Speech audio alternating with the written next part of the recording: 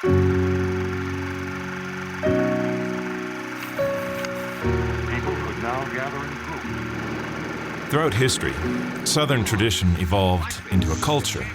Some held steadfast, while others paled with time. Today, lost in the thick marshland of the Low Country, lies one tradition covered in salt water and mud. You can still hear the oystermen of yesterday moving through the tides, harvesting their oysters, while unknowingly creating a craft that became one of the South's most important and basic industries. Founded in Savannah, Georgia in 1870, L.P. Majoni and Company provided the livelihoods for thousands of men and women. The company eventually sprouted facilities in Florida and South Carolina as well. Although many of these facilities have been closed down since then, the craft itself still remains.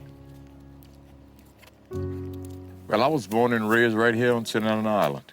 Yeah, came out of a big, large family. There's 13 head of us. At first, I didn't like the water, but you know, I was second oldest, and I used to wonder why, you know, Dad used to get me up all time of night, you know, to go out on the water. And as I grew older, I realized that what he was doing is he had to find a way to make ends meet. And I realized it today, and today I appreciate it. I'm glad, you know, he taught me.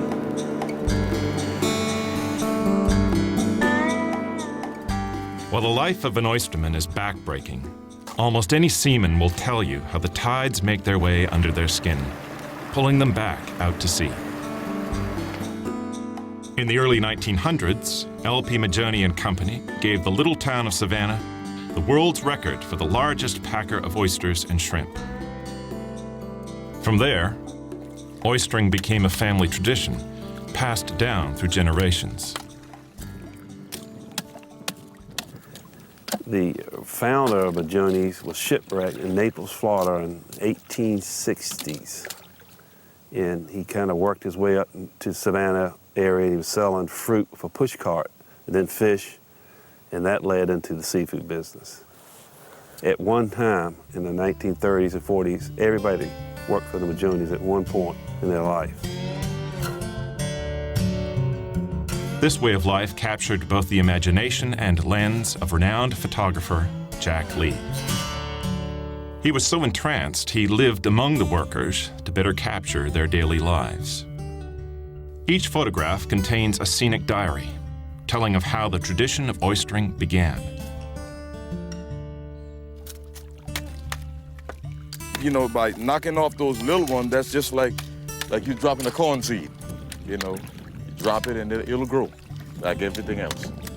Yeah, like everything else. Nature take it coast. Yeah. I work 6 days a week. Sundays I go to church.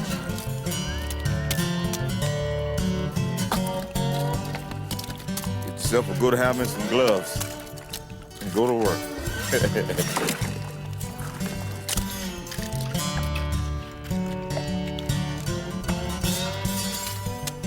Everything is salvageable.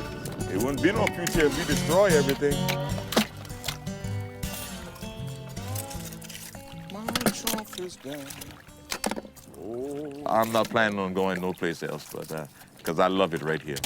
You know, all the folks that gone on before me, all my parents and my parents' parents, and right here. You know, right here. Since the days of shucking houses have come and gone, Roland and the other oystermen have helped evolve the industry into what it is today, picking only what's needed and leaving behind enough to move forward. They say, what don't build you up, tear you down. So far, so good. Yeah, some people think that it's a hard job, but to me, I've been doing it. You know, you can get used to anything. And I think I done got used to it. I just love it. Yeah.